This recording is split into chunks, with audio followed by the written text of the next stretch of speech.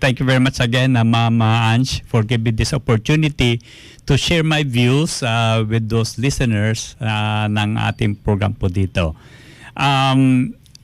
Sa ngayon po, mukhang lahat ng tao po ay nagpapanik dahil po nagkaroon na po tayo ng talagang confirmed case ng itong nCoV dito sa Pilipinas. And with that, so many people are being blamed for allowing this disease to come in. Well, a viral infection or a viral outbreak has not been new, di ba? Since pumasok ang the new millennium ng year 2000, there had been several viral outbreaks na nangyari. We start with SARS, which is yung severe acute respiratory syndrome. Sumunod po yun dyan yung MERS, which is the Middle East Respiratory Syndrome. Pagkatapos sinundan ng avian influenza o yung tinatawag nilang bird's flu. And now, year 2019, nung katapusan, nung December of 2019, came a new viral outbreak ulit. Ang tinatawag nila is yung novel nCoV, which is coronavirus. Now, parang na-sensationalize ng media regarding itong outbreak na ito. This viral infection originated, sabi po nila, sa Wuhan, China. One actually is a city na sabi nila is populated ng mga 11 million na Chinese. But as of January 30, you would note that about 8,235 individuals globally were infected. And out of these 8,235 infected individuals, ang 8,125 are all found in China. So mukhang hindi pa masyadong kumakalat. However, yung latest statistics as of yesterday, January 31st, itong 8,000 ay naging 9,809. And out of these, mga 1,527 are in critical condition, and about 15,238 are suspected to have the disease. And out of these 9,809 individuals who were infected, ang namatay po dyan sa ngayon is 213. So if you would compare itong disease na ito with dengue hemorrhagic fever, mukhang mas marami yata yung namatay sa dengue kaysa itong coronavirus na ito. Now, people are in panic because yung nga, sabi nila nagkakaroon ng outbreak, and this is now a global concern. So lots of health organization, beginning with World Health Organization and the different ministries and departments of health worldwide, are really focusing on how to prevent and, of course, overcome this problem. Now, in my medical practice, the last 3 decades, hindi ako masyadong talagang natatakot sa infection. It's because about 10 years ago, I was introduced to a person who really has a very good concept of how infection develops. Ito po ay si Dr. Pierre-Jacques Anton Bicham. He's a French doctor who is considered as the world's greatest physician. Siya ay isang doktor, siya ay isang biologist, siya po ay isang biochemist, siya din ay isang pharmacist, siya pa ay naging isang dean ng Faculty of Medicine sa Lille, France. Siya po ay isang contemporary din ni Louis Pasteur. So, in their times, si Louis Pasteur at saka itong si Dr. Bicham were actually trying to outwit each other. However, nanaig si Louis Pasteur because Louis Pasteur is a guy who had connections with politics. And because of his connections, his concept of the germ theory of disease causation was more adopted by the medical profession rather than yung kay Beauchamp. Now, after the death of Louis Pasteur, it so happened that his works were hidden doon sa kanyang grandson. And when his grandson died, some individuals were able to discover the wrong and flawed findings and studies of Louis Pasteur. And with that,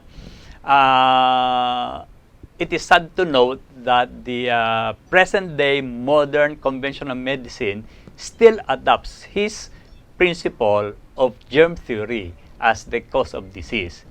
Now, when Dr. Beauchamp was introduced to me, and with the advent of itong internet, I tried digging, searching on what Dr. Beauchamp did.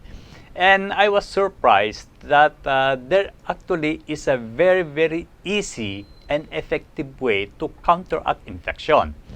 I'll give you example, Ma'am Ange, di ba? I've seen several patients, especially women, that they go back to their doctors every now and then because of a simple recurrent UTI. Diba? So, meron siyang urinary tract infection, bibigyan ng doktor ng antibiotics. After a few weeks or a month, babalik uli of the same condition, bibigyan uli ng antibiotics. And after that certain period of time, babalik na naman siya, bibigyan uli ng antibiotics. Until the time that no antibiotic will be effective for her anymore. Okay? Because of resistance that is caused by the mutation of the microorganism that is infecting the patient.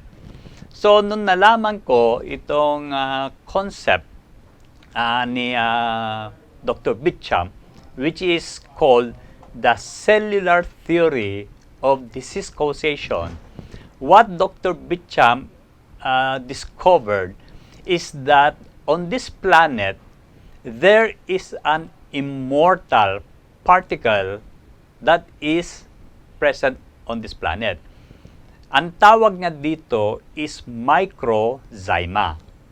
Now, according to Dr. Beauchamp, this microzyma is the specific particle or component that makes up every living creature on this planet.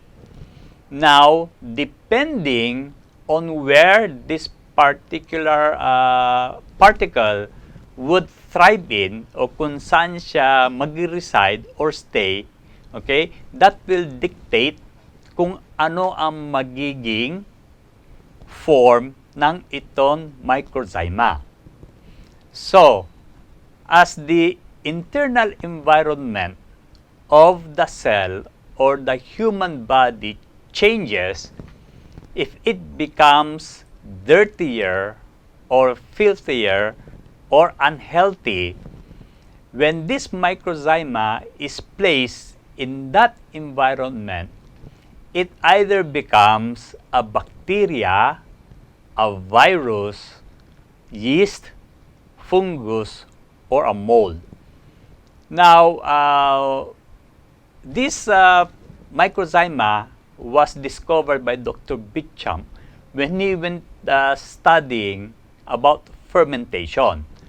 And now, after he has discovered this theory, what he did was to try to repeat experimenting, and he discovered through repeated observations that what creates these microorganisms to form a certain type of a microorganism depends on the internal environment where this microzyma thrives in. Okay? So,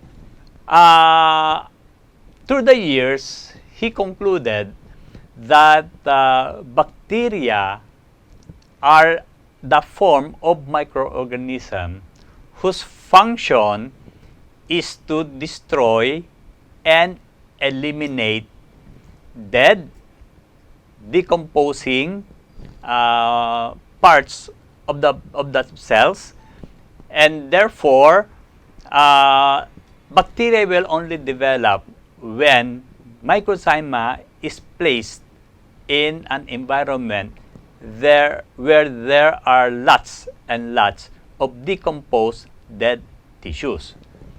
Now, as to the virus, ang sabi niya, ang inaatake ng virus are the weak and compromised cells.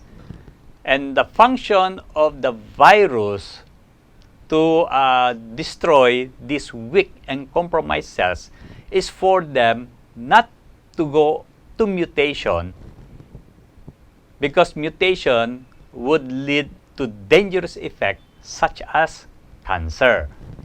So, through the years, he had showed and observed that when this microzyma is in a particular environment, which Dr. Bicham calls the terrain, that will become the form of this microzyma.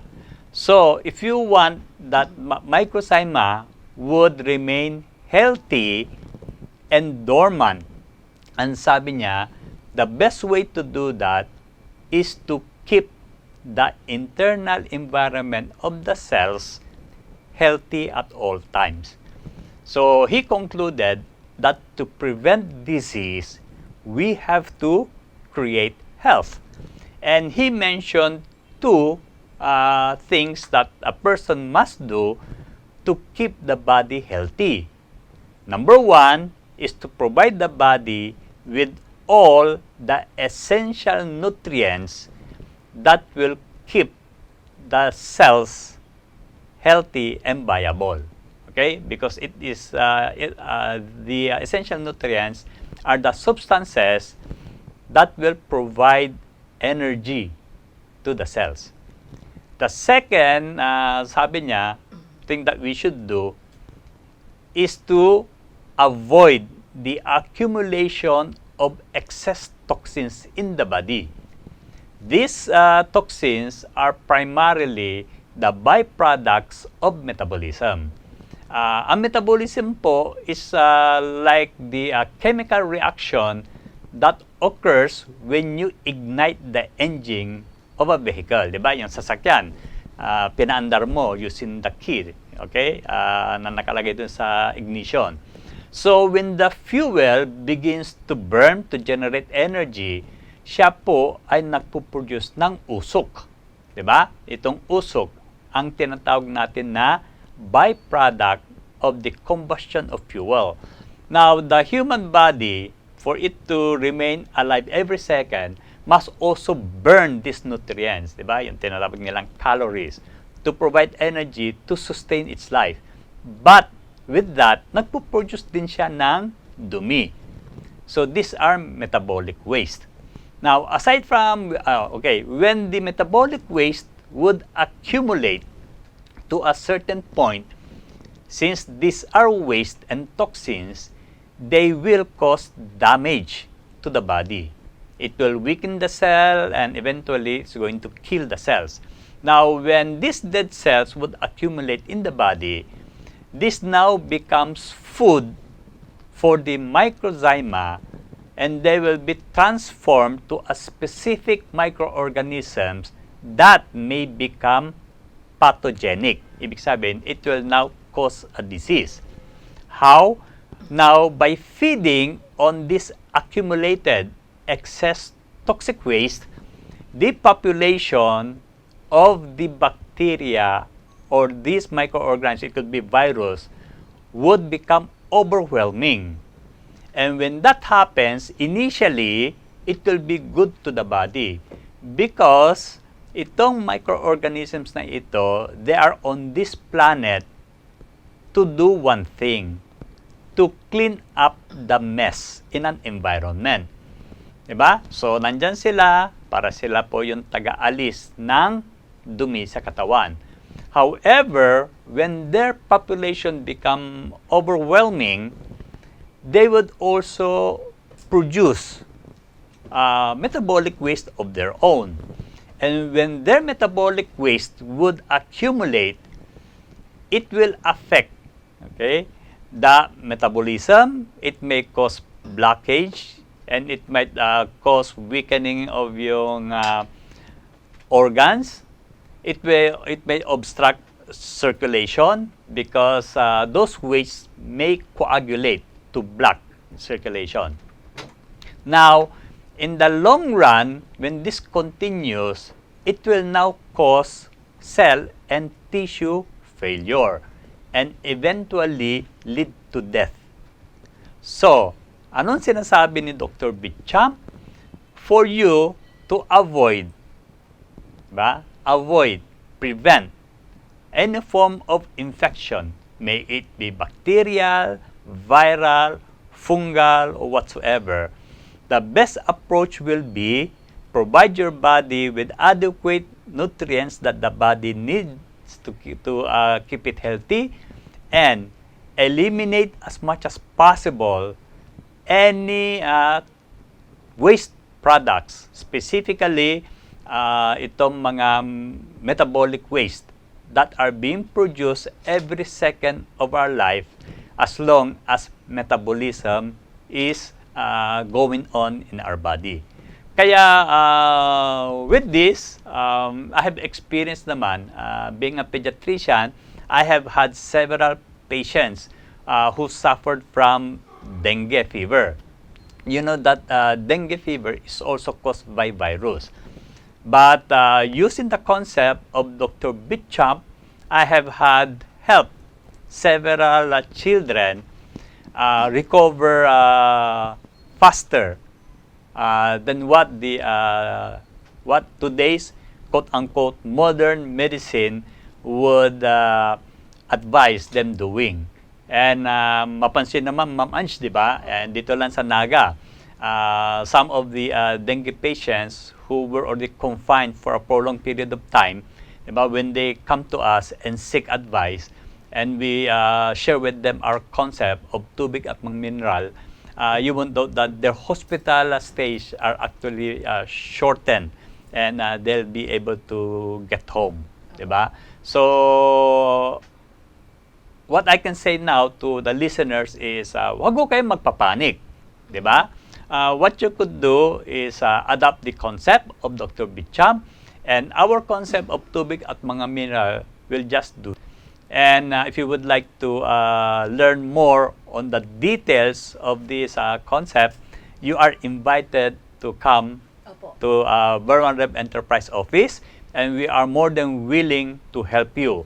Now, if there are some institutions, offices, companies, schools who would like us to share this concept para ma-boost po yung kanilang immune system to avert getting in contact with itong nCoV virus, we are more than willing po to come over to their place and educate their staff, their employees, or whoever needs our advice.